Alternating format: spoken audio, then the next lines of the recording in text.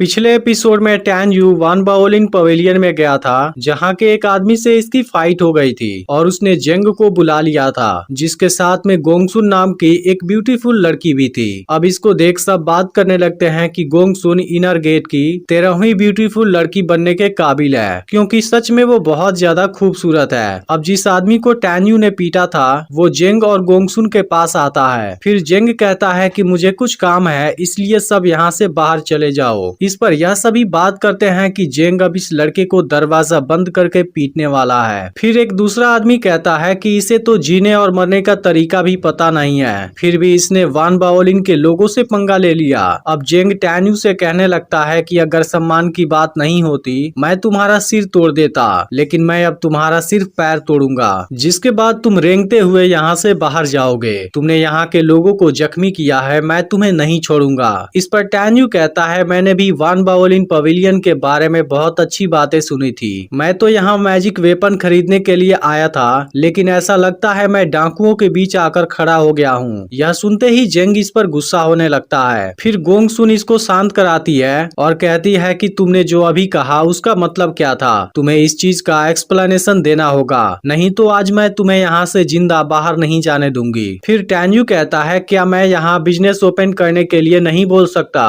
क्या यह चीज एक कस्टमर की आवाज नहीं है? जिस पर जेंग कहता है तुम ऐसा बिल्कुल कह सकते हो। तब टैन यू कहता है कि जब मैं इस लॉबी में आया था यह आदमी लोगों की बेइज्जती कर रहा था, क्या इसी तरीके से किसी का आदर किया जाता है? फिर मैंने इसे माफी मांगने के लिए बोला था, लेकिन माफी मांगने के बजाय इसने मुझ पर अटैक किया था, जिसमें यह खुद अपने ही ताकत से जख्मी हुआ है, लेकिन फिर इसने तुम्हें बुला लिया। फिर टैन यू आगे कहता है तुमने तो तुरंत यहाँ का दरवाजा बंद करा दिया और मेरा पैर तोड़कर यहाँ से बाहर भेजने वाले थे। इन सभी बातों से लगता है वान बाओलिन पवेलियन के लोग बहुत ही दुष्ट हैं और यह आदमी तो बिल्कुल किसी डीमन के जैसा है। फिर गोंगसुन से कहता है तुम इस बारे में क्या सोचती हो? अब गोंगसुन इस आदमी से पूछती है क्या यह बात सही है, जिसके बाद आदमी सच्चाई नहीं छुपा पाता। इस पर गोंगसुन कहती है कि तुम्हारी इस हरकत से वान बाओलिन पवेलियन की बदनामी होगी। तुमने तो सबसे पहले एक अतिथि का इंसल्ट किया और फिर तुमने उसके साथ गलत व्यवहार भी किया। इसके बाद गोंगसुन दो लोगों को बुलाती है और फिर इसे यहाँ से बाहर निकलवा देती है। फिर जेंग टैन यू से कहता है मैं थोड़ा सा कठोर हूँ, जिस पर टैन यू कहता है सभी को पता है तुम मुझे मारना चाहते थे,